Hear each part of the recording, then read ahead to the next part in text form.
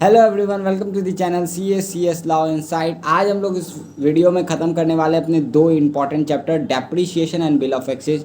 दोनों इंपॉर्टेंट इसलिए क्योंकि अगर एग्जामिनेशन में वेटेज देखो तो 10 से 20 मार्क्स के वेटेज दोनों के मिला के अप्रॉक्स रहते हैं। तो इस वीडियो के बाद अभी ये क्लिप चलेंगे, डेप्रिसिएशन पहले, उसके बाद फिर बिल ऑफ एक्सचेंज। मैंने डिटेल में सारा कॉन्सेप्ट करवाया है, नोट्स मैंने साथ साथ लिखवाए हैं, क्वेश्चन भी मैंने प्रैक्टिस करवाया है, तो तुम्हारा आराम से कवर हो जाएगा। वीडियो अच्छा लगे तो लाइक करना, और चैनल को अभी तक सब्सक्राइब नहीं किया तो सब्सक्राइब कर लो और जाओ अपना रिवीजन कंप्लीट करो। हमें स्टार्ट करना है डेप्रिसिएशन। इसमें हमें पढ़ना है बस तीन चीज़। हाँ, पहला बेसिक, हमें बेसिक समझना है डेप्रिसिएशन का। दूसरा चेंज इन मेथड चेंज करने के लिए हमें समझना है। एंड लास्ट अदर मेथड कोई डेप्रिसिएशन के 5 अलग मेथड दिए हुए हैं, वो भी हमें समझना है। तो ये 3 चीज़ हमें बस समझना है डेप्रिसिएशन के चैप्टर में, डेप्रिसिएशन कंप्लीट हो जाएगा। सबसे पहला बेसिक्स में हमें 3 चीज़ समझना है। पहला मशीनरी अकाउंट बनाने, कि मशीनरी अकाउंट बनाएंगे कैसे। दूसरा प्रोविज़न फॉर डेप्रिसिएशन अकाउंट, दूसरा हमें कि डेप्रिसिएशन का अकाउंट कैसे बनाएंगे, उसके प्रोविज़न का। एंड तीसरा मशीनरी डिस्पोजल अकाउंट कैसे बनेगा। ये 3 अकाउंट के बारे में हमें बेसिक्स में सीखना है। अब चेंज इन मेथड में अच्छे से समझते हैं, समझो इधर, ये सब लिख लेना क्योंकि बाद में रिवाइज करने में काम आएगा। चेंज इन मेथड में हमारे पास 2 तरह के मेथड होते हैं, एक SLM स्ट्रेट लाइन मेथड और एक WDV method, return down value method. SLM में क्या होता है, जो कॉस्ट हमने, जो एसेट हमने परचेस किया, सपोज करो मैंने आईपैड परचेस किया और उसकी कॉस्ट थी 1 लाख रुपीज़। SLM क्या बोलता है कि इस 1 लाख पर ही डेप्रिसिएशन लगेगा। यानी सपोज करो ये मैंने 2023 में ख़रीदा, तो मैं 2024 में इस पे पहला डेप्रिसिएशन लगाऊंगा। सपोज करो 10% का, तो 10% मैं इस पे लगाऊंगा, तो ये आएगा 10,000। वैल्यू कितनी बचेगी 2024 में, इसकी वैल्यू बचेगी 90,000। फिर 2025 में जब मैं डेप्रिसिएशन लगाऊंगा तो मैं इस 90,000 पे नहीं डेप्रिसिएशन लगाऊंगा, मैं इस 1 लाख पे ही लगाऊंगा। यानी जो ओरिजिनल कॉस्ट मैंने परचेस करके लाया है उसी पे मेरे को डेप्रिसिएशन लगाना है। तो मेरी फिर से 2025 में कितनी वैल्यू होगी, 10,000 का फिर से डेप्रिसिएशन लगेगा। यानी इसमें जो डेप्रिसिएशन की वैल्यू है वो तो सेम रहेगी क्योंकि ओरिजिनल कॉस्ट थोड़ी चेंज होगा। तो फिर 80,000 मेरा बचेगा एंड इससे हम लोग आगे कंटिन्यू करेंगे। ठीक है। अब WDB मेथड क्या बोलता है, WDB मेथड बोलता है कि देखो भाई, ओरिजिनल कॉस्ट 1 लाख रुपए, पहला साल 10% डेप्रिसिएशन लगेगा 10,000 रुपीज़, तो 90,000 आ जाएगा। यहाँ तक सेम है, ये दोनों सेम हुआ 90,000। बट यहाँ से खेला बदलता है क्योंकि WDB बोलता है कि 90,000 पे फिर डेप्रिसिएशन लगेगा। यानी कि जो रिटर्न डाउन वैल्यू आया है अब उस पर डेप्रिसिएशन लगाना है, ओरिजिनल पे हमें डेप्रिसिएशन नहीं लगाना है। SLM बोलता है ओरिजिनल पे लगाओ, WDB बोलता है नहीं, ये जो माइनस करके ये अमाउंट आया इस पे 10% डेप्रिसिएशन लगेगा, तो ये 9,000 रुपीज़ आएगा एंड ये हो जाएगा 81,000। अब अगला साल जो है ये 81,000 पे फिर डेप्रिसिएशन लगेगा। ये WDB मेथड हुआ। अब इस मेथड में, चेंज इन मेथड में हमें समझना क्या है, तुम्हें बोला जा सकता है क्वेश्चन में कि भाई देख, SLM मेथड तुम यूज़ कर रहे हो एंड तुमको कन्वर्ट करना है WDB मेथड, या तुम WDB मेथड यूज़ कर रहे हो, तुमको कन्वर्ट करना है SLM मेथड। ये काम तुमको क्वेश्चन बोल सकता है करने। सपोज करो मैं आईपैड लेकर आया 2023 में एंड 24 में जो मैंने पहला डेप्रिसिएशन चार्ज किया तो 10% पे, तो मैंने SLM मेथड किया। बट जब 2025 आया तो मैं अब SLM मेथड यूज़ ना करके मैंने सोचा कि मैं WDB यूज़ करूँगा, तो मैंने SLM से मेथड चेंज करके WDB ले आया। तो यही क्वेश्चन बोलेगा कि भाई एक ऑनर है एसेट का, उसने पहले SLM पे लगाया, WDB पे लगाया और फिर कन्वर्ट हो गया। तो इसमें तुमको उतना दिमाग नहीं लगाना है, डायरेक्ट जिस साल से कंटिन्यू हुआ है आगे उस साल वही मेथड यूज़ करना है। यानी ये प्रोस्पेक्टिव होते हैं। क्या होते हैं, प्रोस्पेक्टिव होते हैं, यानी साल के आगे से। यानी ऐसे मैं एग्जांपल से समझा देता हूँ। सपोज करो 2024 में मैंने 2023 से 2024 के बीच में मैंने SLM लगाया, ठीक है, और इसकी वैल्यू मेरी 2024 में 90,000 आई एसेट की। 2024 से 2025 में मैंने WDV लगाया, तो भाई यहाँ से यहाँ मैं सीधा 90,000 पे डेप्रिसिएशन लगा दूंगा। यानी पीछे मैंने क्या किया कोई फर्क नहीं पड़ता, मेरे पास जो रिटर्न जो वैल्यू है 2024 में, जो वैल्यू 2024 में है मेरे पास, जहाँ से मैं WDV लगाने वाला हूँ, तो मैं उस पर WDV,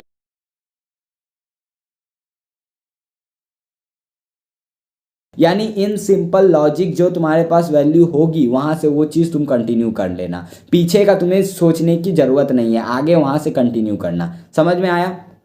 आगे वहीं से कंटिन्यू हो जाएगा, पीछे भाड़ में जाए, हम समझ रहे हैं कि वहीं से मेरा एसेट स्टार्ट हुआ है डेप्रिसिएशन लगाना, ऐसा समझ लो, ठीक है। प्रोस्पेक्टिव होते हैं, यानी आगे की सोचना है, पीछे की नहीं। ये हो गया तुम्हारा चेंज इन मेथड, बस इतना ही था चेंज इन मेथड में। अब बेसिक में सबसे पहला मशीनरी अकाउंट, ये तो तुम भाई 11-12 में भी सीख के आए हो कि मशीनरी अकाउंट क्या होता है। तुमने जो मशीन वगैरह परचेस किया वो एक अकाउंट में जाता है, उसका डेट पार्टिकुलर्स अमाउंट ऐसा कॉलम बना के, वो मशीनरी अकाउंट होता है। अब एक चीज़ यहाँ ध्यान देना कि अगर क्वेश्चन में दिया है कि ये दोनों अकाउंट नहीं बनाना है, सिर्फ मशीनरी अकाउंट बनाना है, तो जो डेप्रिसिएशन लगेगा मशीन पे, या अगर मशीन बिक जाती है, दोनों इसी अकाउंट में ही शो हो जाएंगे, यानी इन दोनों का काम भी यही अकाउंट में हो जाएगा। बट क्वेश्चन अगर बोल दे तुम्हें कि भाई machinery account, provision for depreciation account और मशीनरी डिस्पोजल अकाउंट तीनों बनाने हैं, तो उस सिचुएशन में तुमको तीनों बनाने होंगे, एंड सबका काम तब अलग अलग होगा। मशीनरी अकाउंट में सिर्फ मशीन की एंट्री पास होगी, ठीक है। प्रोविज़न फॉर डेप्रिसिएशन अकाउंट में सिर्फ डेप्रिसिएशन की एंट्री पास होगी, और मशीनरी डिस्पोजल अकाउंट में सिर्फ मशीनरी डिस्पोजल अकाउंट, यानी जो मशीन बिकेगा उसकी एंट्री पास होगी, जो प्रॉफिट लॉस होगा उसकी एंट्री पास होगी। यहाँ तक आई होप कि तुम्हें क्लियर है कि करना क्या क्या है, ठीक है। अब चलो एक वो मैं क्वेश्चन ले लेता हूँ, अदर मेथड पे मैं बाद में आऊँगा क्योंकि इसमें सिर्फ फॉर्मूले हैं, वो मैं लिखवा दूंगा और तुम वो कर लोगे। मैं एक अपने नोट से क्वेश्चन ले लेता हूँ, छोटा ही क्वेश्चन ले लेता हूँ कि तुम्हें समझ में आ जाए। मैं मशीनरी अकाउंट, डिस्पोजल अकाउंट और प्रोविज़न फॉर डाउटफुल अकाउंट बना देता हूँ, ठीक है। बनाने तुम लोग सीख जाओ, लिखो मेरे साथ, लिखो भाई। क्वेश्चन मैं ले लेता हूँ, एक मिनट नोट्स खोल लेने दो भाई। चलो क्वेश्चन लिखो। 1 अप्रैल 2020, 1 अप्रैल 2020 एक मशीन परचेज हुआ, मशीन परचेज हुआ 3 लाख का, ठीक है। 1 अप्रैल 2020 को मशीन परचेज हुआ 3 लाख का। 1 अक्टूबर 2020 को एक अनदर मशीन परचेज हुआ, मशीन परचेज हुआ 5 लाख को, ठीक है। इसी दिन 1 अक्टूबर 2020 को ही एक मशीन सेल हुआ, मशीन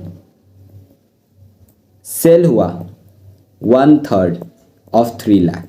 3 लाख का 1/3, जो हमने यहाँ 3 लाख परचेस किया है, उस 3 लाख का 1/3 सेल हुआ है। किस तारीख को? 1 अक्टूबर को, एंड उसी तारीख को हमने नया मशीन भी लाया। यहाँ तक क्लियर है?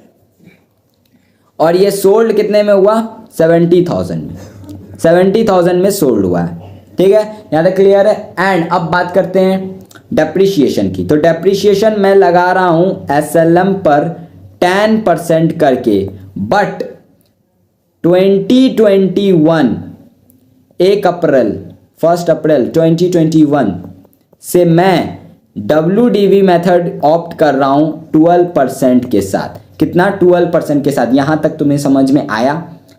यानी इसमें मैंने चेंज इन मेथड भी ले लिया है, एंड क्वेश्चन में तीनों अकाउंट भी बनाना है, तो तुम्हें तीनों अकाउंट प्रिपेयर करना है। तो उसका सॉल्यूशन कैसे करोगे? सबसे पहले डेप्रिसिएशन बनाने का एक सबसे आसान तरीका मैं बता देता हूँ। सबसे पहले तो डेप्रिसिएशन का क्वेश्चन जो है बहुत ज़्यादा उसमें मटेरियल रहता है, बहुत वो घुमाता है।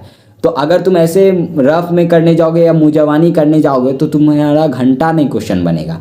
इसलिए आराम से बनाओ, और ये जो मैं बना रहा हूँ इसी तरह एग्जाम में भी बना के आ सकते हो आराम से, यही मेथड भी इस्तेमाल कर सकते हो। सबसे पहले आंसर तो ऊपर में ऐसे लिखना है एग्जाम में, आंसर जो है क्वेश्चन नंबर, ठीक है।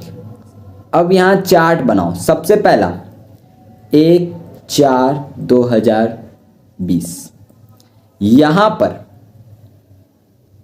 ठीक है। इसको ऊपर लिख लेता हूँ ताकि नीचे मेरे पास ज़्यादा जगह रहे। 1/4/20। यहाँ हमने एक मशीन खरीदी M1 M2। अरे एक ही मशीन खरीदी है, यहाँ क्वेश्चन में तो लिखा है आपने कि बस 3 लाख की एक मशीन खरीदी है। देखो यहाँ पर मैंने क्या किया, यहाँ पर देखो 1 अक्टूबर 2020 को लिखा है कि 1/3 सेल हो गया है। यानी सपोज करो मैंने कोई 2 मशीन खरीदी है, उसमें से एक मशीन मैंने बेच दी, ऐसा समझो। तो मैं पहले से ही अलग करके आ रहा हूं, तो मैं उस पर अलग डेप्रिसिएशन लगाऊंगा, तो मेरे लिए आसान हो जाएगा क्वेश्चन। अगर मैं सबको कंबाइन करके आऊं, फिर यहाँ पर मेरे को अलग तो करना ही है, चाहे या मैं यहाँ अलग करूँ या पहले ही अलग कर दूँ। तो मैं क्या कर रहा हूँ, मैं पहले ही अलग कर रहा हूँ ताकि मेरे लिए क्वेश्चन बहुत ईजी हो जाए। यहाँ बात को समझो कि मैंने क्यों अलग किया। यहाँ आके तो अलग करना ही है, 1/3 तो तुम निकालोगे ही ना। तो भाई डेप्रिसिएशन का हटाओगे 1/3, तो उतना लेंदी प्रोसेस करने से अच्छा मैं अलग ही मशीन एज ए अलग सेपरेट मैं समझ के चलता हूँ एंड सेपरेटली दोनों पर डेप्रिसिएशन निकालता हूँ। तो एक बिक जाएगा, एक कंटिन्यू करेगा। समझे मेरे बात को। तो यहाँ मैंने M1 लिखा, बिका कितने का 1/3। तो 1/3 कितने का होता है, देखो 1/3 ऑफ 3 लाख। 1/3 ऑफ 3 लाख कितना, 1 लाख। यानी मेरी पहली मशीनरी 1 लाख की है एंड मेरी दूसरी मशीनरी रेस्ट 2 लाख की है। यहां तक क्लियर है। अब यहां से लेकर यहां तक 31/3/2021 यहां तक मैं पहले तो SLM लगा रहा हूं, मेरे को डेप्रिसिएशन देना था। बट यहां पे दिक्कत क्या है, एक और मशीनरी आई है 1 अक्टूबर 2020 को M3। ऐसा तुम नाम लिख दो। क्या ये चार्ट हम एग्जामिनेशन में बना सकते हैं? भाई बना सकते हो, मैंने भी एग्जामिनेशन में बनाया, तुम भी बना सकते हो। M3 हमने लिखा कितने का, M3 हमने कितने का परचेज, देखो आया कितने का, 5 लाख को आया है। 5 लाख, ये 2020 नहीं होगा, सॉरी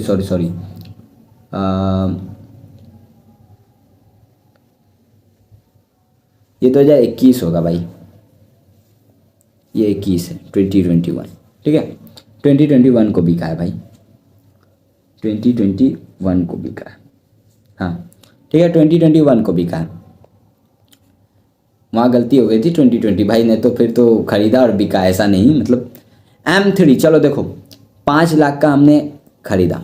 अब यहाँ हमें डेप्रिसिएशन लगाना है, तो लगाओ डेप्रिसिएशन। सबसे पहले M1 पे लगाओ। M1 पे कितना आएगा, 10% हम SLM लगा रहे हैं, डेप्रिसिएशन 10% SLM, तो 1 लाख पे 10% 10,000।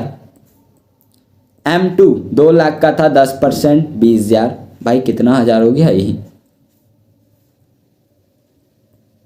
10,000 20,000।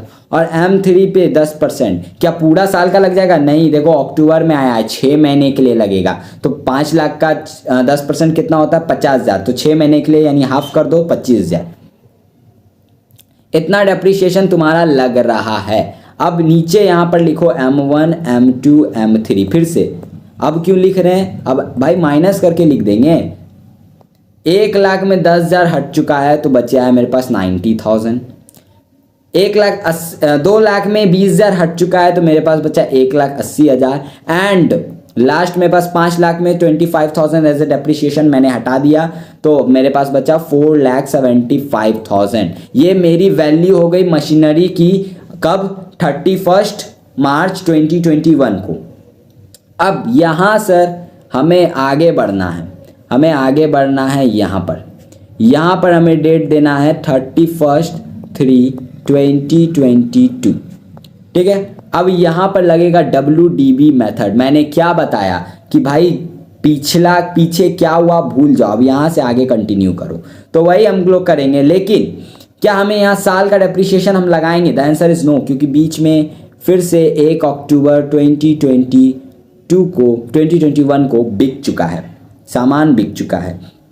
तो यहाँ पर हम लोग पहले M1 पे डेप्रिसिएशन लगा देंगे, इसलिए मैंने यहाँ अलग किया था। अब M1 पे लगाना कितना आसान है, 90,000 पे 12% मैंने बोला, सपोज करो डेप्रिसिएशन WDB लगेगा, तो 90,000 का 12% 10,800 का डेप्रिसिएशन लगेगा। सेल कितने का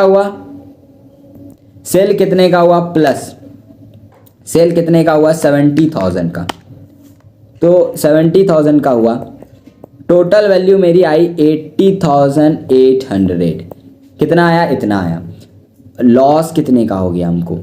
1,00,000 में ये वैल्यू माइनस कर दो तो मेरे को 19,200 का लॉस हो गया। 19,200 का वैल्यू का लॉस हो गया, ठीक है। अरे 19,000 का ही लॉस होगा, पागल हो गया हूँ क्या यार। लॉस देखो, लॉस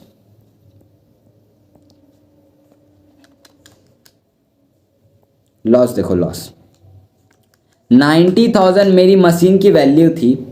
यहाँ देखो 90,000 मेरी मशीन की वैल्यू थी, इसमें माइनस करूँगा मैं 10,800, ठीक है। तो ये वैल्यू आ रहा है मेरा, ये दोनों को ऐड नहीं करना है भाई, गलती हो गई। यहाँ सेल हुआ 70,000 एंड उस पर डेप्रीशिएशन 10,800 लगा है। 10,800 माइनस करूँगा मैं 90,000 से, क्योंकि वैल्यू मेरे को निकालनी है कि कितनी है अभी एसेट की, कितनी वैल्यू है। तो ये कैसे निकलेगी? जब मैं माइनस करूँगा तो M1 की वैल्यू अभी है कितनी थी? कितनी? 79,200 की वैल्यू थी एंड इसमें मेरे को 70,000 मिला है। ये वाला पॉइंट नीचे लिख दो, ठीक है। इतना मिला है तो मेरे को लॉस हो गया है 9,200 का। सेल लॉस मेरे को कितना हो गया? 9,200 का मेरे को लॉस हो गया। यहाँ तक क्लियर है? 9,200 का मेरे को लॉस हो गया। अब यहाँ लास्ट ईयर में मैं कर दूंगा। अब M1 का तो कहानी ही खत्म हो गया। अब मेरे पास M2 और M3 बचा। M2 M3 इस दोनों पे एक साल का डेप्रीशिएशन लगा दो। कितना था M2 भाई? 1,80,000 पे। मैं क्यों लगा रहा हूँ? क्योंकि अब मैं WDB का इस्तेमाल कर रहा हूँ। तो सीधा 1,80,000 पर 12% अगर लगाता हूँ तो 21,600 एंड M3 पे कितना आएगा? 4,75,000 का 12%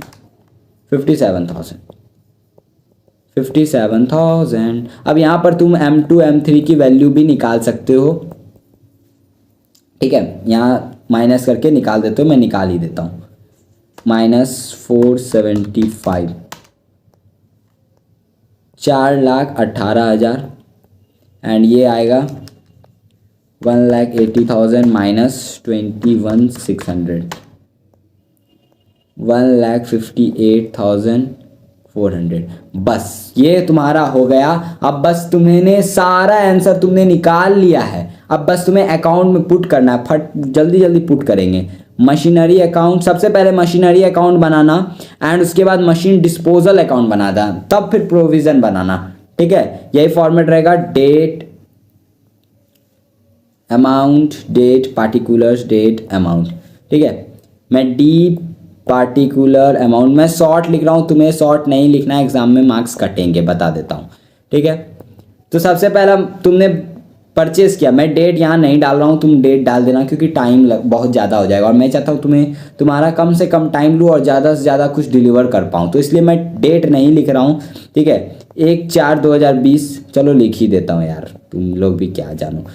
बैंक में मैंने परचेस किया कितना?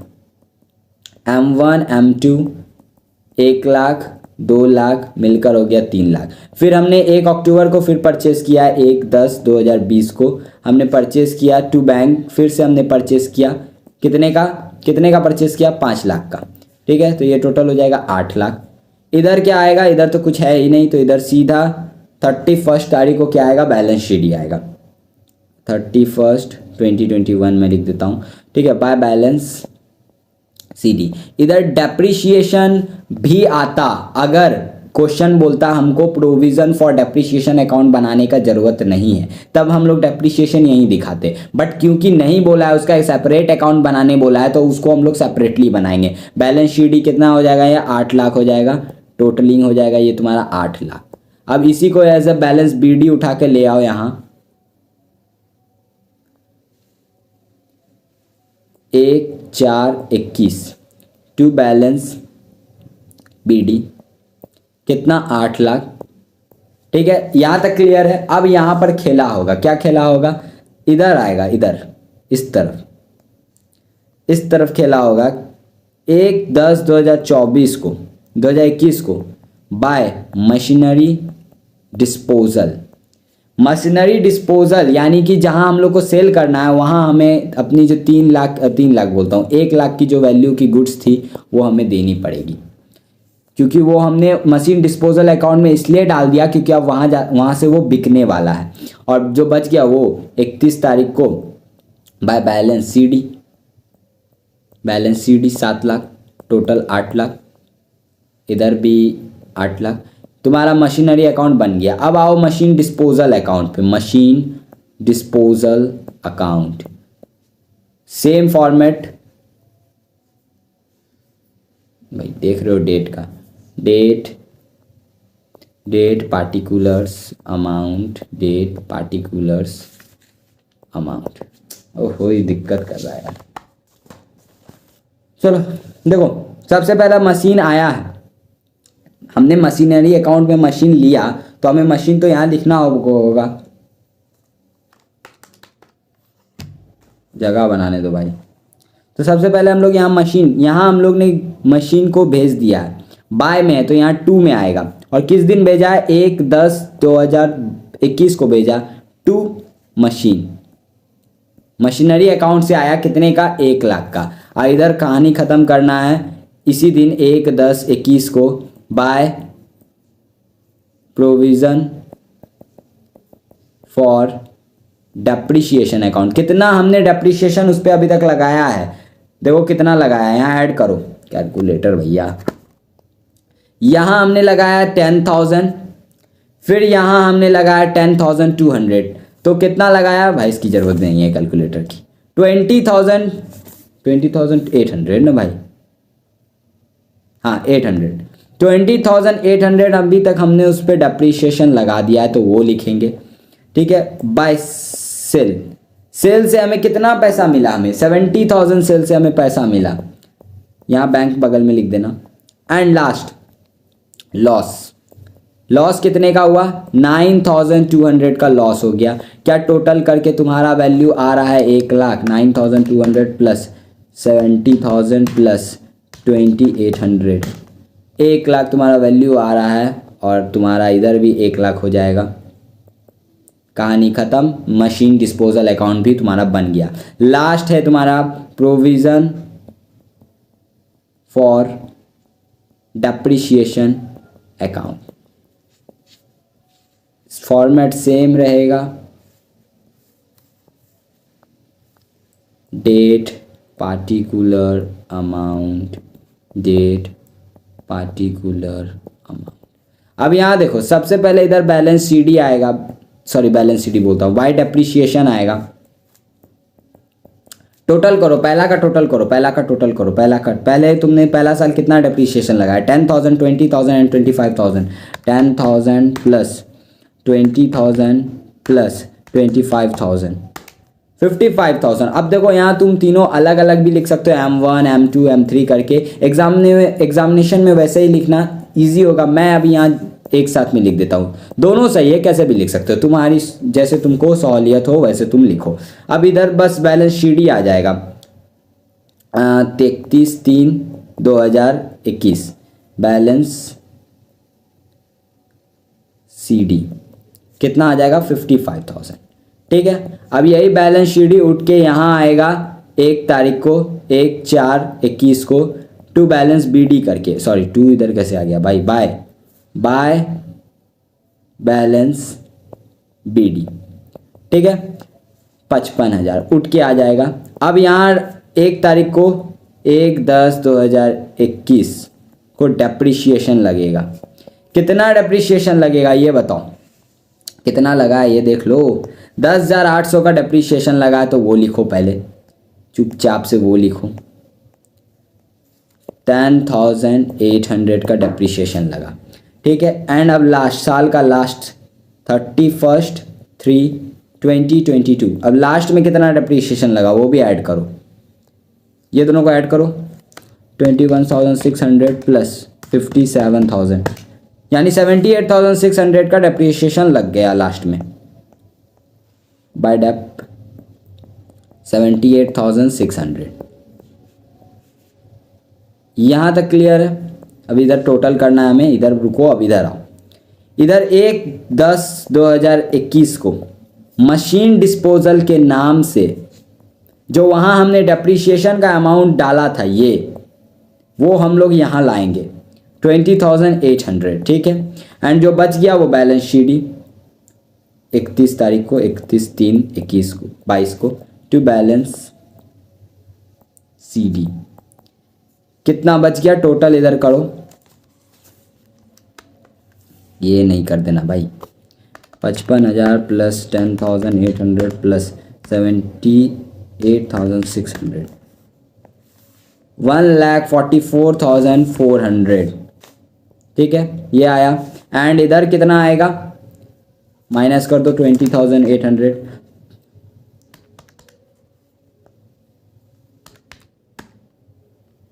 20,800 1,23,600 1,23,600 1,44,400 तुम्हारा तीनों अकाउंट बन गया, डेप्रीशिएशन कंप्लीट। तो देखो ये बनाने से कितना आसान हो गया। तो एग्जाम में तुम यही बना लेना, एग्जामिनर को भी लगेगा कि हाँ भाई इसको सब कुछ आता है।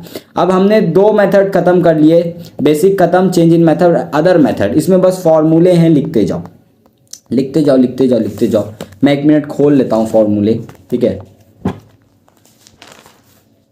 चलो, सबसे पहला है sum of year digit method. Example से समझेंगे ये मेथड निकलेगा कैसे। तुमको वैल्यू दिया होगा, एसेट का कॉस्ट दिया होगा। सपोज करो एक एसेट का कॉस्ट है 1 लाख रुपए एंड उसकी स्क्रैप वैल्यू यानी वो खत्म हो जाएगा तो उसका स्क्रैप वैल्यू कितना आएगा। तो वो सपोज करो तुम्हें दिया हुआ है 10,000। अब तुम्हें निकालने बोल रहा है डेप्रीशिएशन। तो सम ऑफ ईयर डिजिट मेथड में क्या करना है, सबसे पहले यहाँ ईयर लिखो, ठीक है, फिर यहाँ रिमेनिंग लाइफ लिखो एंड यहाँ डेप्रीशिएशन लिखो, एनुअल एनुअल एनुअल, ठीक है। अब देखो सपोज करो मैंने कोई एसेट परचेज किया है 1 लाख का, उसका स्क्रैप वैल्यू मेरे को 10,000 पता है एंड डेप्रीशिएशन जो है वो क्या बोलता हूँ, रुको, एंड ये जो एसेट की एज है, एज वो है सपोज करो 2 इयर्स, 2 साल है, 3 इयर्स है एसेट की एज। तो देखो इसमें क्या करना है, सबसे पहला ईयर मैंने सपोज करो 2022 में खरीदा, 1 अप्रैल को ही खरीदा है। तो जब मैंने 2022 को खरीदा तो एसेट की एज कितनी है, यानी वो कितने साल तक चल सकती है, एज मतलब कितने साल तक चल सकती है अच्छे से, तो वो 3 साल तक चल सकती है क्योंकि मैंने रिसेंटली परचेज किया है। फिर 2023 आया, अब वो कितने साल चल सकती है, अब वो 2 साल चल सकती है। फिर 2024 आया, अब वो कितने साल चल सकती है, अब वो 1 साल चल सकती है। ये रिमेनिंग पीरियड हो गया तुम्हारा। तो इनको टोटल कर दो, 3 2 5 1 6, ये कितना आ गया, 6 आ गया। अब डेप्रीशिएशन तुमको लगाना है, पहले साल डेप्रीशिएशन कितना लगेगा, 1 लाख पे नहीं, तुमको पहले नेट वैल्यू निकालना होगा। नेट वैल्यू क्या होता है, जो कॉस्ट होता है एसेट का उसमें स्क्रैप वैल्यू माइनस कर दे, SV मतलब स्क्रैप वैल्यू। तो यहाँ एसेट का कॉस्ट है 1 लाख माइनस 10,000 तो हो जाएगा तुम्हारा 80,000। तो हम लोग डेप्रीशिएशन लगाएंगे 80,000 पे। तो सिंपल सा लॉजिक है, यहाँ 80,000 इंटू 3/6, ये टोटल नीचे का हमें लेना है। तो हमारा एनुअल डेप्रीशिएशन कितना आया, 80,000 इंटू 3 डिवाइड बाई 6, 40,000, ये हमारा डेप्रीशिएशन आया उस साल का। फिर इसी तरह 80,000 इंटू 2 इंटू 6, तो ये हो जाएगा 80,000 into 2 divide by 6, 2 divide by 6 इतना इंटू 80,000। कुछ पॉइंट में समथिंग आ रहा है तो उसको हम लोग ले लेंगे 26,667। फिर 80,000 इंटू 1/6, तो ये हम लोग लेंगे, कुछ पॉइंट में आ रहा है तो इसको हम लोग ले लेंगे 13,333। लो, ये हो गया तुम्हारा पहला method, sum of digit method. दूसरा मेथड है तुम्हारा मशीन आर मेथड। कौन सा मेथड, मशीन आर मेथड। इसमें डेप्रीशिएशन निकलेगा कैसे, देखो एनुअल डेप्रीशिएशन इसमें निकालना बहुत ईजी है। एनुअल डेप्रीशिएशन तुम्हें एक मशीन आर दिया होगा, जिस ईयर का निकालना है तुमको उस ईयर का मशीन आर दिया होगा, machine hour in current year, ये तुमको दिया होगा। इसमें तुमको मल्टीप्लाई करना है depreciation per unit, per hour, sorry depreciation per hour, ये तुमको मल्टीप्लाई करना है। अब डेप्रीशिएशन पर आवर कैसे निकलता है, डेप्रीशिएशन पर आवर निकालना है तो तुमको जो कॉस्ट दिया है एसेट का उसमें माइनस करो स्क्रैप वैल्यू और डिवाइड कर दो टोटल आर से। ये तुमको सब कुछ क्वेश्चन में दिया रहेगा, बस पुट करना है, आंसर निकल जाएगा। फिर तीसरा आता है प्रोडक्शन बेस्ड मेथड। तीसरा आता है प्रोडक्शन बेस्ड मेथड। अब इसमें क्या करना है, इसमें सिंपल सा काम है भाई, देख लो। इसमें भी तुम्हें डेप्रीशिएशन अगर निकालना है तो उसका वैल्यू होगा प्रोडक्शन इन यूनिट्स, जो इन यूनिट्स में प्रोडक्शन हुआ है करंट ईयर में वो इनटू डेप्रीशिएशन पर यूनिट। अब ये डेप्रीशिएशन पर यूनिट कैसे निकलेगा, सेम जैसे ऊपर निकला था, पर unit is equals to cost minus scrap value और डिवाइड किसको करेंगे, हम डिवाइड करेंगे टोटल यूनिट्स जो हमें दिया रहेगा, सब कुछ क्वेश्चन में दिया रहेगा, बस पुट करते जाना। ठीक है, तीसरा। चौथा आ जाओ, फोर्थ वन है तुम्हारा डिप्लीशन मेथड। ये मेथड तब लगाना, ये मेथड उस एसेट पे लगेगा जो कि वेस्टिंग एसेट है। कौन एसेट है, वेस्टिंग एसेट्स। ये कैसे एसेट्स है, अरे भाई ये वैसे एसेट्स है जो कि एक्सट्रैक्शन से बाहर आते हैं, यानी माइनिंग वगैरह से बाहर आते हैं, नेचुरल रिसोर्सेज, ये वैसे एसेट्स हैं। उन पे लगेगा, क्या लगेगा उन पे भी सेम एकदम लॉजिक क्लियर है। डेप्रीशिएशन पर यूनिट, डेप्रीशिएशन कैसे निकलेगा, यूनिट जो उनका दिया हुआ होगा उनमें माइनस मल्टीप्लाई कर देंगे डेप्रीशिएशन पर यूनिट। खाली फॉर्मूला है भाई, रटना पड़ेगा, इन सिंपल में बोल दूं, रटना पड़ेगा। डेप्रीशिएशन पर यूनिट कैसे निकलेगा, तो वही जैसे हम लोग निकालते आ रहे हैं, कॉस्ट जो एसेट का दिया हुआ है स्क्रैप वैल्यू में टोटल यूनिट डिवाइड, सेम वैसे ही निकलेगा। एंड लास्ट जो आता है हमारा वो है अमोर्टाइजेशन। ये तो तुम नाम से ही पता है तुम्हें, वो सब टेंजिबल पे लग रहे थे, ये इनटेंजिबल पे लगेगा। किस पे लगेगा, इनटेंजिबल एसेट्स पे। ठीक है, इनटेंजिबल एसेट्स पे लगेगा और ये सेम ऐसा ही है, सेम जैसा ये है वैसा ही सेम है, जो तुम्हें क्वेश्चन में बस दिया है, बस उसे पुट करना है। डेप्रीशिएशन तुम्हारा खत्म हो गया। बिल ऑफ एक्सचेंज है क्या, पहले एग्जांपल से समझते हैं। सपोज करो ये हूँ मैं AKG एंड मेरी एक दुकान है, मैं हूँ सेलर। किस चीज़ में सेल करता हूँ, तो ये मैं वॉच बेचता हूँ। ठीक है, मेरी दुकान है, मैं वॉच बेचता हूँ। एंड यहाँ से मिस्टर X नाम का एक आदमी आया मेरे पास और बोला कि भाई वॉच खरीदनी है। मैंने बोला सेलेक्ट करो, बहुत सारे मॉडल है हमारे पास। उसने एक वॉच सेलेक्ट की, उसका प्राइस है 1 लाख रुपया, उसका प्राइस है 1 लाख रुपया। ठीक है, मैं तो बहुत खुश भाई, 1 लाख रुपए का उसने सेलेक्ट किया, भाई पैसे आएंगे, खुश कौन नहीं होगा। तो मैं बहुत खुश, बट मेरी खुशी ख़त्म हो गई जब उसने बोला कि भाई मेरे पास पैसे ही नहीं है। मैंने बोला भाई पैसे नहीं है तो क्या इधर मुंह दिखाने आया है, तो उसने बोला कि नहीं भाई देख, मेरे पास पैसे अभी नहीं है, बट 1 महीने बाद, सपोज करो ये 1 जैन को आया था, 1 जैन 2025 को आया था। इसने बोला कि देख 1 महीने बाद मेरे पास पैसे आ जाएंगे, मैं पैसे तब तुम्हें दे दूंगा। मैं पता है क्या बोलूँगा, भाई मैं तुझे जानता नहीं हूँ, मैं तुझे क्यों गुड्स दूँ, वो भी 1 लाख का, तू लेकर भाग गया, मैं क्या ही कर लूँगा। तो उसने क्या बोला कि भाई कुछ तो आइडिया सोच। तो मैंने अपना दिमाग लगाया एंड मैंने बोला ठीक है, मैं तुझे एक स्टैम्प पेपर पे कुछ लिख कर तुझे दूंगा, तू बस उसे साइन करके मेरे को दे देना। उसने बोला ठीक है। तो मैंने स्टैम्प पेपर पे क्या लिखा, आई मिस्टर X प्रॉमिस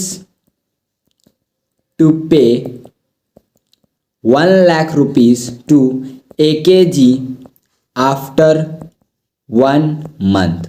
ये मैंने लिखा स्टाम्प पेपर पे एंड उसको बोला कि भाई साइन करके दे। उसने पढ़ा, बोला ठीक है भाई, ये बिल ऑफ एक्सचेंज हो गया।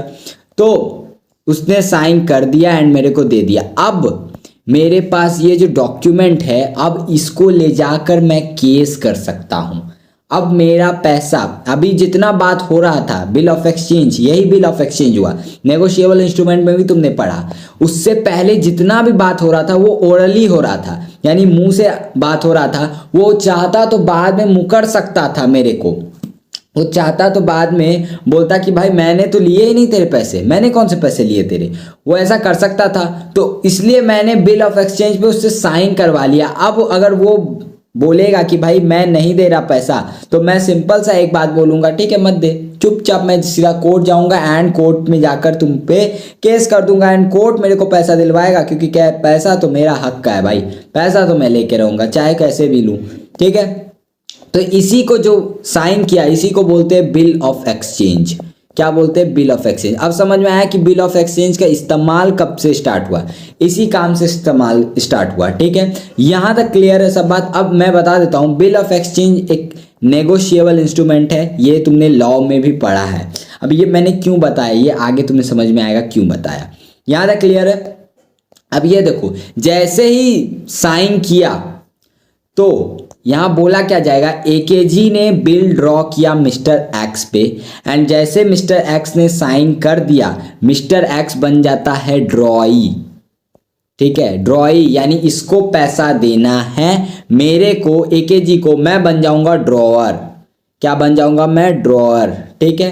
एंड ये जो बिल जैसे ही साइन हो गया, ये मेरे लिए बन जाएगा बिल रिशिएबल, जो कि मेरे लिए एसेट होगा, ठीक है। एंड उसके लिए क्या बनेगा, मिस्टर एक्स के लिए क्या बनेगा, ये बिल्स पेबल, जो कि उसके लिए लायबिलिटी होगा। आई होप कि तुम्हारा बेसिक यहां तक समझ में आ गया कि क्या होने वाला है चैप्टर में।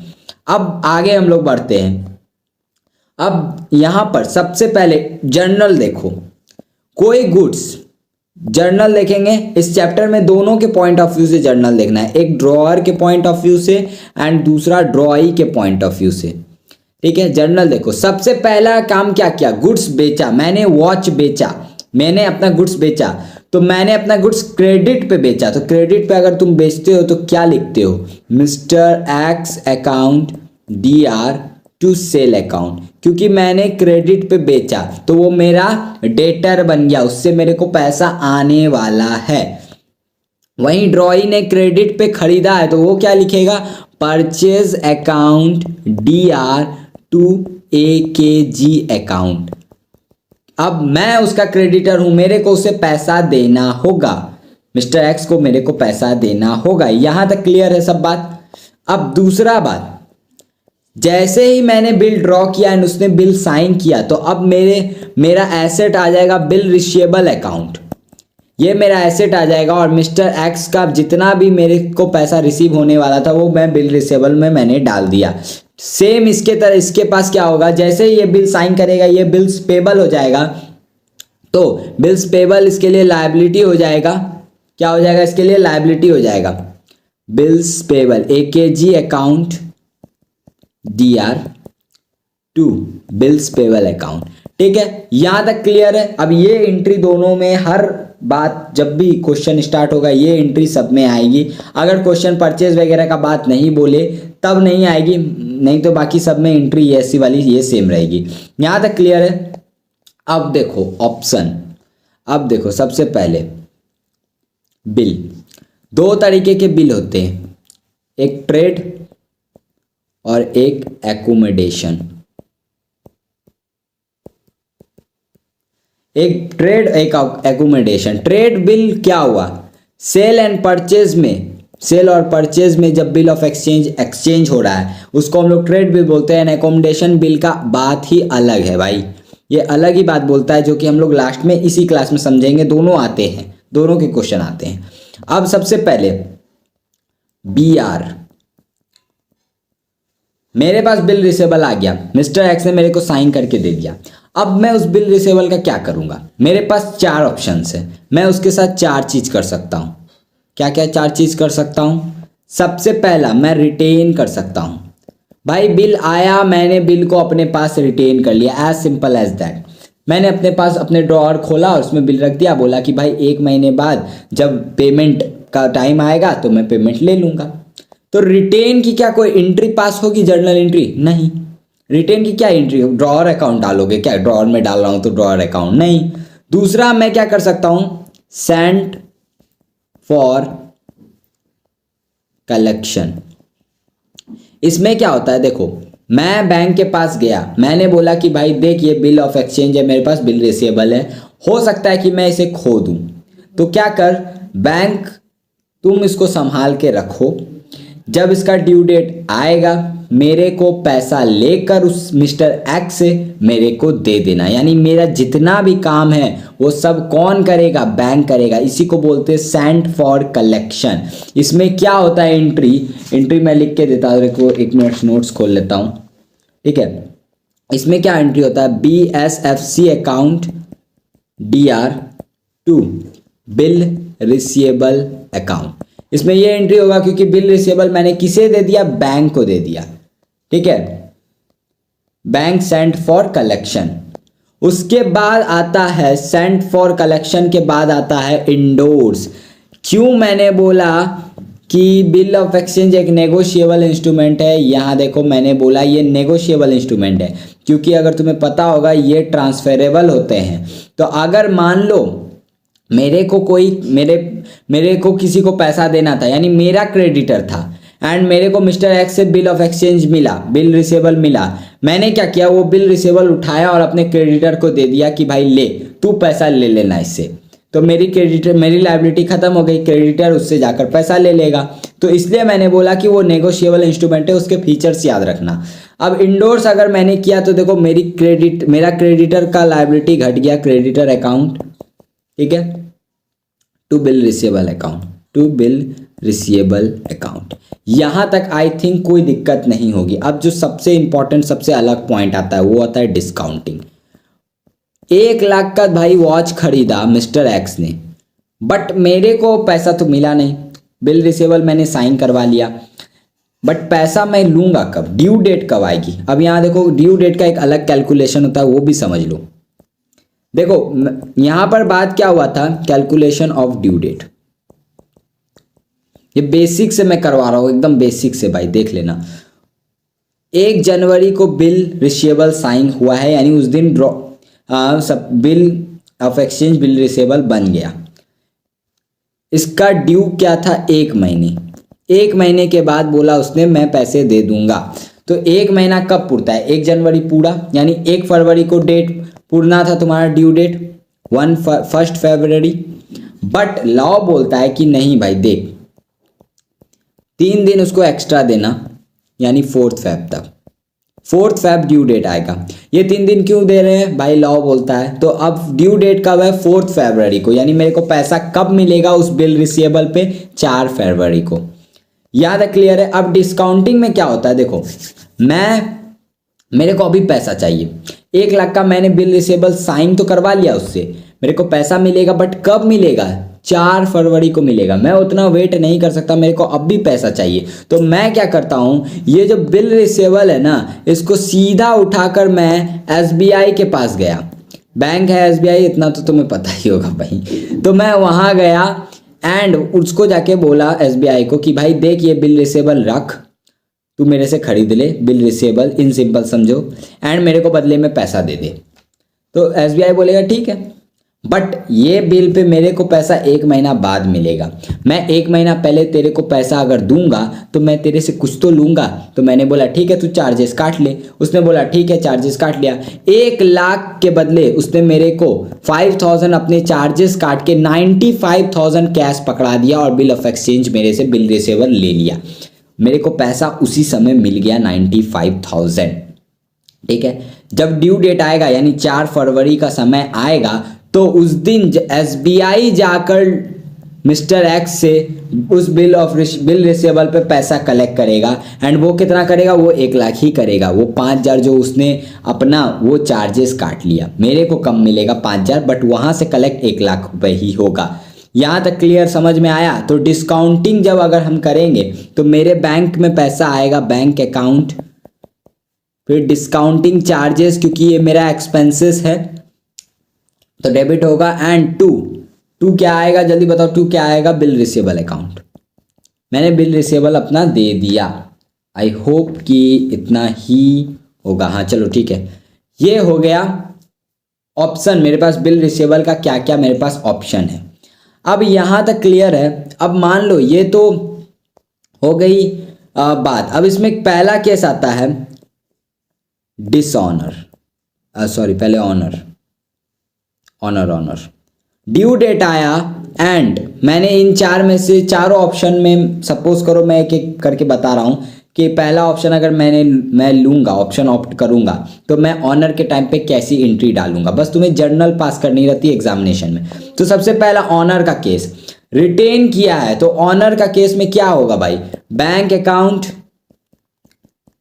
DR to bill receivable account. Honour हो गया यानी मेरे को पैसा मिल जाएगा, एज सिंपल एज दैट। इसमें तो कोई समझने वाले बात ही नहीं है। ऑनर हो गया यानी ड्यू डेट में मैं बिल रिसीवेबल लेकर गया और मेरे को पैसा उसने दे दिया, तो भैया क्या ही दिक्कत है फिर, तब तो नॉर्मल एंट्री पास होगी। कलेक्शन के लिए जो मैंने भेजा था उसमें क्या होगा, बैंक में इसमें भी पैसा आएगा, bank account DR to BSFC account. ठीक है, ऑनर के केस में बहुत इजी है। इंडोर्स हुआ, क्या इसकी मैं एंट्री डालूंगा, भाई क्यों डालूंगा इसकी एंट्री, मैंने बिल रिसीवेबल उठा के अपने क्रेडिटर को दे दिया है, तब वो जाकर पैसा लेगा, वो अपने अकाउंट्स में एंट्री करेगा, मैं क्यों करूंगा, मैंने तो ऑलरेडी ये एंट्री कर दिया, तो अब मेरे को डालने की जरूरत ही नहीं है अपने अकाउंट्स में, अब मेरे को कोई मतलब ही नहीं है। डिस्काउंटिंग के केस में क्या मैं डालूंगा ऑनर में, क्यों डालूंगा भाई, बैंक से मैंने ऑलरेडी पैसा ले लिया है, मेरी अकाउंट्स में जो एंट्री होनी थी वो पहले ही हो चुकी है। अब बैंक जाकर पैसा ले रहा है, वो बैंक का बैंक का काम है, वो अपने अकाउंट में एंट्री करेगा, मैं क्यों करूंगा भाई, मैं तो अब डिस्चार्ज हो गया हूं ना, मेरे को पैसा मिल गया, मेरे को अब मतलब ही नहीं है, तो इन दोनों की एंट्री नहीं होगी। डिसऑनर का केस बहुत ईजी है। अब आता है खेला डिसऑनर का। भाई साहब मिस्टर एक्स के पास हम गए पैसा लेने और मिस्टर एक्स ने गद्दारी कर दिया हमारे साथ, गद्दारी कर वो मीम चला था ना, वही हो गया हमारे साथ। उन्होंने पैसा, मिस्टर एक्स ने पैसा देने से रिफ्यूज कर दिया या दिया नहीं, तो अब क्या होगा, रिटेन के केस में क्या करेंगे हम लोग, सबसे पहला मोहन बोलता हूँ, क्या नाम है यार, मोहन वाला भी एग्जाम्पल बना रहा था, मोहन ही याद आ रहा है भाई। मिस्टर एक्स मेरा वापस से mister X account DR, mister x मेरा वापस से डेटर बन जाएगा। क्यों बन जाएगा, क्योंकि उसने पैसा दिया नहीं, तो मैं बोलूंगा भाई बिल रिसीवेबल खत्म हुआ, तू मेरा फिर से डेटर है, तू मेरे को पैसा देगा। ठीक है, मिस्टर एक्स मेरा डेटर बन जाएगा to bill receivable account and to bank account. अरे बैंक अकाउंट क्यों आया, अब देखो मैंने स्टार्टिंग में बोला था कि मान लो कोई अगर तुम्हें पैसा नहीं देता है तो तुम बिल रिसीवेबल ले जाकर कोर्ट जा सकते हो एंड जज तुम्हें पैसा दिलवाएगा। तो वहाँ तुम जब जज के पास जाओगे तो वो क्या फ्री ऑफ कॉस्ट तुम्हारे केस पे ध्यान देगा, नहीं, उनको जो नॉमिनल चार्जेस होते हैं कोर्ट के वो तुम्हें पे करने होते हैं, तो वो पे तुमने यहाँ बैंक अकाउंट में किया है, भले ही उस टाइम तुमने पे कर दिया, इसको नोटिंग चार्जेस बोलते हैं, यानी जो कोर्ट में केस वगैरह किया उसके जो चार्जेस लगे तुम्हें, उस समय तुमने पे किया तो उस समय तुम एंट्री करोगे। बाद में बियर कौन करेगा, मिस्टर एक्स। क्यों करेगा, क्योंकि वो केस हारेगा तो नोटिंग चार्ज उसको ही देना पड़ेगा, केस हारेगा ही हारेगा क्योंकि उसने ही गलती की है। तो यहाँ क्लियर रखो कि यहाँ पर मैंने बैंक अकाउंट इसलिए दिया क्योंकि यहाँ पर अभी मैं पे कर रहा हूँ नोटिंग चार्ज, केस करने के लिए पहले पैसा देना पड़ेगा भाई। उसके बाद सेंड फॉर कलेक्शन, इसमें क्या होता है, मिस्टर एक्स मेरा वो बन जाएगा, डेटर वापस से बन जाएगा to BSFC account and to BSFC account to bank account. Bank account क्यों भाई, केस करने, वही सिंपल लॉजिक है, नोटिंग चार्ज यहाँ नहीं आ रहा है, यहाँ बैंक अकाउंट आ रहा है क्योंकि बेयर कौन करेगा, मिस्टर एक्स करेगा। फिर आता है इंडोर्स का केस में, इंडोर्स का केस में क्या होगा, मिस्टर एक्स तो सब में वो हो जाएगा, मिस्टर एक्स अकाउंट तो सब में डेबिट हो जाएगा। ठीक है, इसमें टू क्रेडिटर हो जाएगा, टू क्रेडिटर हो जाएगा। मेरा क्रेडिटर भाई आके मेरे को गाली देगा कि भाई तूने जो बिल ऑफ एक्सचेंज दिया था उसने तो पैसा ही नहीं दिया, तू मेरे को पैसा देगा, तो वो मेरा क्रेडिटर वापस से बन गया एंड ये मेरा डेटर वापस से बन गया। इसमें नोटिंग चार्जेस इंक्लूड है, तुम्हें अलग से बैंक अकाउंट की एंट्री डालने की ज़रूरत नहीं है। एंड लास्ट जो केस है तुम्हारा डिस्काउंटिंग वाला, उसमें देखो, अब देखो बैंक ने तुमको ऑलरेडी पैसे दे दिए थे, बट बैंक को नहीं मिला तो बैंक क्या शांति से बैठ जाएगा? नहीं, बैंक तुम्हारे बैंक से पैसा काट लेगा। तो मिस्टर एक्स अकाउंट, क्योंकि वो मेरा डेटर बन गया है टू बैंक अकाउंट, इसमें भी नोटिंग चार्जेस इंक्लूड है, बैंक से तुम्हारा पैसा घट जाएगा। ये हो गया डिसऑनर का केस में। यहाँ तक कोई दिक्कत है?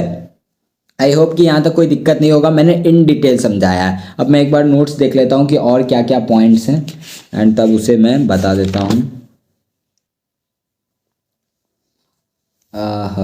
अच्छा, ड्रॉई के पॉइंट ऑफ व्यू से, ये ड्रॉअर के पॉइंट ऑफ व्यू से अभी तक हम लोग समझ रहे थे। अब ड्रॉई के पॉइंट ऑफ व्यू से समझो, ड्रॉई के पॉइंट ऑफ व्यू से। अब ड्रॉई छोड़ो, पहले ये देखो, चलो छोड़ो इसको, पहले ड्रॉई के पॉइंट ऑफ व्यू से बाद में समझेंगे। नहीं भाई, पहले ड्रॉई के पॉइंट ऑफ व्यू से समझ लेता हूँ। ड्रॉई के पॉइंट ऑफ व्यू से समझते हैं हम लोग। ड्रॉई जो है, देखो उसके पास ऑप्शन क्या है, बिल्स पेबल का ऑप्शन क्या है भाई? वो उसके पास कोई ऑप्शन नहीं है, वो रिटेन करेगा। बिल रिसीवेबल के पास देखो 4 ऑप्शन थे, बट बिल्स पेबल लाइबिलिटी है भाई, वो उसके पास तो कोई ऑप्शन ही नहीं है, वो कुछ नहीं कर सकता। उसके बाद बिल्स पेबल की एंट्री में यहाँ तुमने ऑलरेडी देखी है, कहाँ गया भाई ये वाला एंट्री, ये तो सेम एज इट इज़ होगा, इसमें कोई दिक्कत वाला बात नहीं है। उसके बाद मान लो पेमेंट हो गया, यानी ऑनर हुआ था, केस 1 ऑनर हुआ, यानी पेमेंट कर दिया। पेमेंट होने के बाद क्या होगा? तो बिल्स पेबल तुम्हारा घट जाएगा क्योंकि लायबिलिटी खत्म हो रही है एंड तुमने बैंक से पैसा दे दिया। ये ऑनर का केस है ड्रॉई के पॉइंट ऑफ व्यू से। अब डिसऑनर तुमने कर दिया, तो भैया डिसऑनर के केस में अलग चीज़ होगा। डिसऑनर के केस में क्या होगा? देखो सबसे पहले डिसऑनर के केस में बिल्स पेबल अकाउंट तो जाएगा ही जाएगा, उसके अलावा क्या जाएगा? Noting charges. यहाँ नोटिंग चार्जेस आएगा, यहाँ बैंक अकाउंट नहीं आएगा, नोटिंग चार्जेस आएगा टू, क्योंकि इसको ही पे करना पड़ेगा at the end, noting charges, ठीक है, टू AKG अकाउंट। ले भाई हो गया ख़त्म, इतना ही है, बस इतना ही था डिसऑनर के केस में। एंड अब बात करते हैं हम लोग हमारे लास्ट 2 कॉन्सेप्ट पे एंड हमारा उसी के साथ बिल ऑफ एक्सचेंज हो जाएगा ख़त्म। नेक्स्ट जो कॉन्सेप्ट है वो है बिल रिन्यूड। रिन्यूड क्या होता है? सपोज करो 4 फरवरी को तुमने पहला ऑप्शन ऑप्ट किया है, यानी तुमने रिटेन कर लिया, ठीक है, तुमने क्या किया? रिटेन कर लिया। अब तुम 4 फरवरी को गए मिस्टर एक्स के पास और मैंने बोला कि भाई पैसा दे दे, 4 फरवरी आज ड्यू डेट है। तो मिस्टर एक्स क्या बोलता है कि भाई सुन ना, मेरे पास अभी पैसे नहीं आए बट मैं मार्च में पक्का दे दूंगा, तू इस बिल को एक्सटेंड कर दे। मैंने बोला नहीं वो सब नहीं होता है, बट वो भाई पैर वैर पकड़ने लगा, मैं हूँ दयालु टाइप इंसान, तो मैंने बोला अच्छा चल ठीक है, बिल रिन्यूड कर दिया, यानी पुराना जो बिल था जो फरवरी में जिसका ड्यू था उसको कैंसिल किया, नया बिल बनाया 1 महीने के लिए एंड वो बिल फिर कंटिन्यू होगा। अब पॉइंट यहाँ समझने वाला ये है कि बिल मैं नया बनाऊंगा तो भाई 1 महीना तो मैं लॉस झेल रहा हूँ ना, 1 महीना मेरे को पैसा नहीं मिल रहा है, तो मैं मांगूंगा इंटरेस्ट, तो इंटरेस्ट उसे देना पड़ेगा। मिस्टर एक्स को क्या करना होगा? इंटरेस्ट देना होगा। अब इंटरेस्ट की एंट्री क्या है? सबसे पहले तुमको क्या करना है? कैंसिल करना है पुराना वाला, ठीक है, क्या करना है तुमको? पुराना वाला कैंसिल करना है। पुराना वाला कैंसिल कैसे होगा वो मैं बता देता हूँ, अगर इसकी जर्नल होगी तो मैं लिखा दूंगा। देखो उसकी जर्नल नहीं है भाई, कर भी सकते हो नहीं भी कर सकते हो, लॉजिक सिंपल है, कर भी सकते हो नहीं भी कर सकते हो। पुराना वाला रिन्यूअल वाला अगर करना है तो मैं बता देता हूँ, चलो छोड़ो हटाओ। देखो कैंसिल, सबसे पहले तुमको करना होगा कैंसिल पुराना वाला बिल रिसीवेबल है, तो पुराना वाला bill receivable account DR to mister X account, to mister X account, ठीक है। ओह सॉरी यार, ये तो बिल उसमें बनाने की उल्टा, ये एंट्री का उल्टा कर दूँ, ये एंट्री जो है कहाँ गया ये bill receivable to mister X था, इसको उल्टा कर दो, यानी ये हो जाएगा mister X account DR to bill receivable account. ये हो गया, मैंने कैंसिल कर दिया। अब मैं करूँगा इंटरेस्ट की एंट्री। अब इंटरेस्ट मेरे लिए क्या है? अब दूसरा इंटरेस्ट ड्यू की एंट्री, इंटरेस्ट ड्यू की एंट्री। इंटरेस्ट मेरे लिए क्या है, मेरे लिए इंटरेस्ट इनकम है, तो यहाँ पर इनकम है तो क्या होगा, mister X account DR to interest account. ठीक है, ये इंटरेस्ट मेरे लिए इनकम है, एंड जब इसको उसने पे कर देगा, वो जब पे कर देगा तो उसको मैं बैंक अकाउंट में दिखा दूंगा, bank account DR to mister X account. ये वाला एंट्री हो जाएगा bank account DR to interest account, और बिल रिसीवेबल होगा, फिर नया बिल रिसीवेबल मैं बना दूंगा, new bill receivable account DR to mister X account. देखो मैंने किया क्या, उसने बोला रिन्यू कर दो, तो मैंने जो पुराना वाला था उसको एंट्री उल्टा करके उसको कैंसिल किया, फिर मैंने इंटरेस्ट की ड्यू की एंट्री दी एंड इंटरेस्ट मैंने उससे ले लिया, एंड उसके बाद नया बिल रिसीवेबल बनाया। अब इसका ड्यू डेट जब आएगा उससे मैं पेमेंट ले लूँगा, ऑनर होगा तो उसका सेम केस, डिसऑनर होगा उसका सेम केस। अब ड्रॉई क्या करेगा, ड्रॉई भी तो अपने पॉइंट ऑफ व्यू से एंट्री पास करेगा, तो देखो इंटरेस्ट का एंट्री वो पास करेगा क्योंकि वो तो बिल्स रिसीवेबल, पहले बिल रिसीवेबल कैंसिल होगा, तो bills payable account DR to AKG account. Entry उल्टी हो गई क्योंकि कैंसिल कर रहे हो तुम, ये देखो एंट्री उल्टी हो गई तो तुम कैंसिल कर रहे हो, तुमने सबसे पहले कैंसिल किया, फिर इंटरेस्ट ड्यू हुआ, इंटरेस्ट तुम्हारे लिए एक्सपेंस है, इंटरेस्ट अकाउंट DR एक्सपेंस है, तुमको पे करना है, टू किसको पे करना है, AKG अकाउंट को, और जब पे कर दोगे तो AKG account DR to bank account. यहाँ तक आई थिंक तुम्हें कोई दिक्कत नहीं होगी, यहाँ तक कोई दिक्कत नहीं। अब इसके आगे फिर ड्रॉर देगा जब ऑनर होगा डिसऑनर होगा उस समय, उसके बाद का पॉइंट ऑफ व्यू है जो कि मैंने ऊपर समझा दिया है। अब लास्ट दो केसेस, एक हुआ बिल रिटायर अंडर रिबेट। इसमें होता क्या है, मान लो 4 फरवरी ड्यू डेट था, बट मिस्टर एक्स 20 जनवरी को ही आकर उसने पैसा दे दिया, बहुत भला आदमी है भाई, 20 जनवरी को आके उसने पैसा दे दिया, तो तुम्हें लगता नहीं है कि भाई अगर वो डेट से पहले आकर पैसा दे रहा है तो मेरा फर्ज बनता है कि उसको कुछ डिस्काउंट दे दूं मैं? बिल्कुल, लॉ भी यही बोलता है कि उसे डिस्काउंट देना है। तो बस बिल रिटायर अंडर रिबेट मतलब कोई अगर तुमको पहले आकर, ड्यू डेट से पहले आकर अगर पैसा दे दे तो तुम्हें उसे वो देना है, रिबेट देना है। तो सबसे पहले ड्रॉअर के पॉइंट ऑफ व्यू से देखेंगे एंड फिर ड्रॉई के पॉइंट ऑफ व्यू से, दोनों के पॉइंट ऑफ व्यू से। आई होप कि तुम ये लिख रहे होगे, इसको लिख लेना।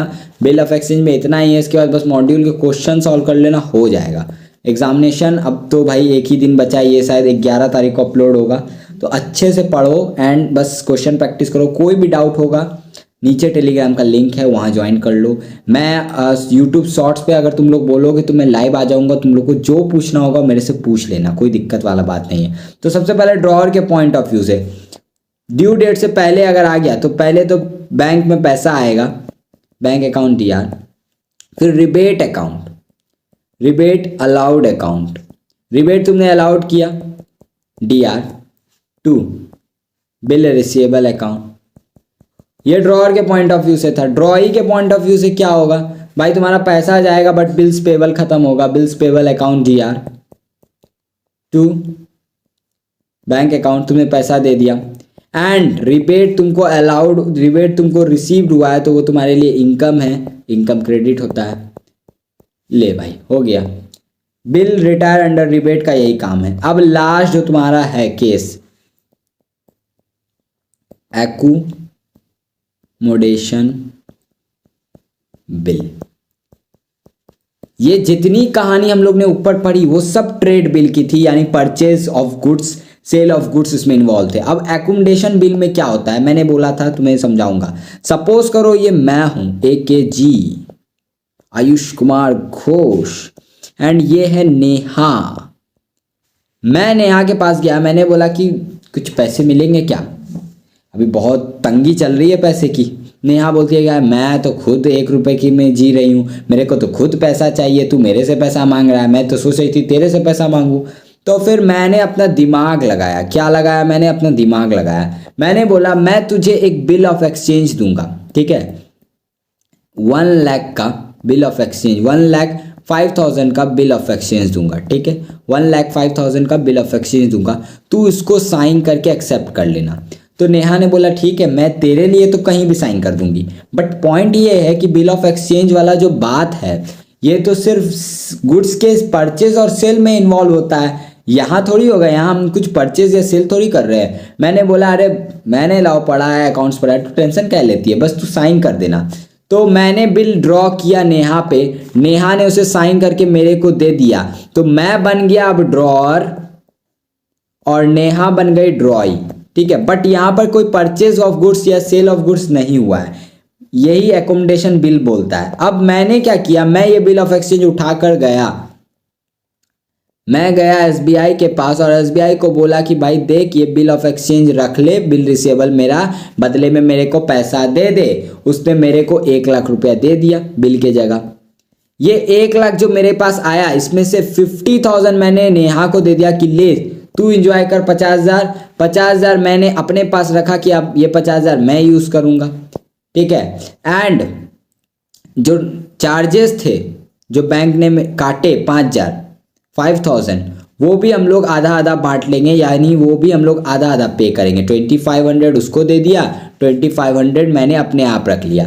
तो यहाँ पर दोनों का फाइनेंशियल नीड पूरा हो गया। सपोज करो हमने इसका इन्वेस्टमेंट किया, 50,000 को 5 करोड़ बना लिया, लेकिन जब हमारे पास एक भी रुपया नहीं था, दोनों के पास फाइनेंशियल प्रॉब्लम था, तो उस समय फाइनेंशियल प्रॉब्लम हमने सॉल्व कर लिया इस बिल ऑफ एक्सचेंज की मदद से। ये हम लोग कर सकते हैं, ठीक है, अपने दोस्तों के साथ ट्राई करना एक बार, ठीक है। तो ये हम लोग ने किया।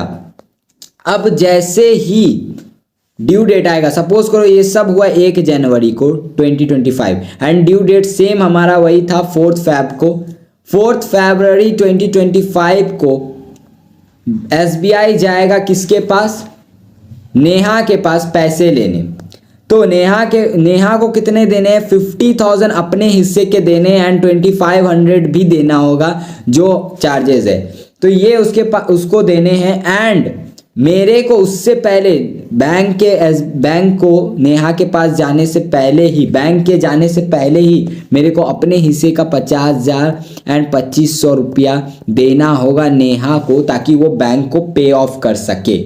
यहाँ बात को समझे, तो मेरे को देना होगा। अब तुम दोस्त लोग के साथ करोगे तो क्या करोगे, तुम्हारा दोस्त भाई यहाँ पैसे ही नहीं देगा। तो यहाँ पर यही बात बोलता है एकोमोडेशन बिल की, ये फाइनेंशियल नीड को पूरा कर देता है। एंड इसी में देखो क्वेश्चन कैसे आ सकते हैं, हो सकता है कि ये ना दे, ये AKG मैं नेहा को पैसा ना दूं, तो नेहा अपने पॉकेट से पैसा लगाए, फिर नेहा मेरे से पैसा मांगेगी, तो बस ऐसे ही क्वेश्चन घुमाएगा। तुम्हें करने क्या है, मॉड्यूल के सारे क्वेश्चन सॉल्व कर लो, बस हो जाएगा। बिल ऑफ एक्सचेंज यहीं पे खत्म होता है।